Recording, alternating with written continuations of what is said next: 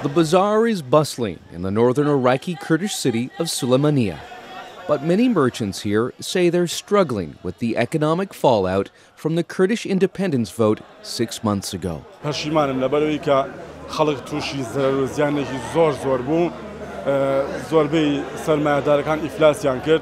Hawreya Abubakar Ahmed runs a butcher shop. He says business slowed when Baghdad imposed sanctions on the Kurds in retaliation for voting overwhelmingly to separate from the rest of Iraq.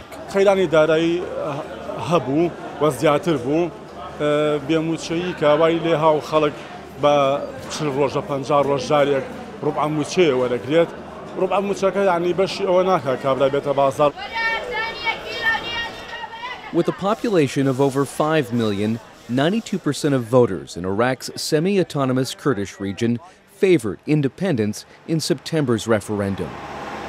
But the United States called the vote illegitimate, and neighboring Turkey and Iran denounced it, fearing that it might encourage their own Kurdish minorities to break away. With more than 1/3 of Iraq's estimated oil reserves located in the Kurdish region, Baghdad sent troops to seize refineries in the disputed territory of Kirkuk after the vote. It also cut the region's direct air links to the outside world.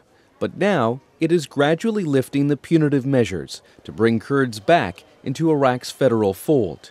International flights resumed at Kurdish airports in March. That's good news for people like Mustafa Sardar Mustafa. He manages a hotel in Sulaymaniyah and says the international flight ban dealt a big blow to Kurdish trade and tourism.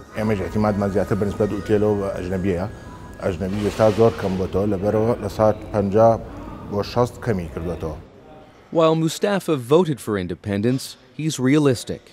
With the lack of international support, he does not expect Kurdish statehood will be achieved in his lifetime.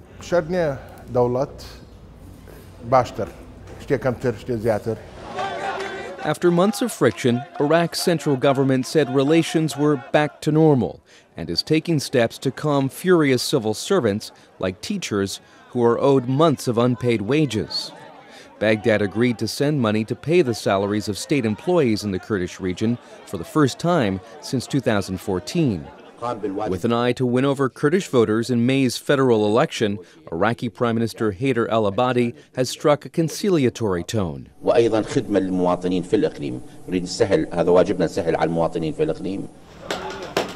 in Sulaymaniyah's bazaar, some are hopeful business will soon pick up again and have no regrets about backing independence.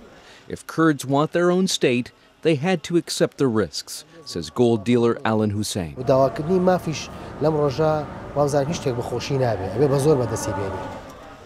more than a half a year after Iraqi Kurds voted to separate, independence appears to be a distant dream and a tough sell to the international community.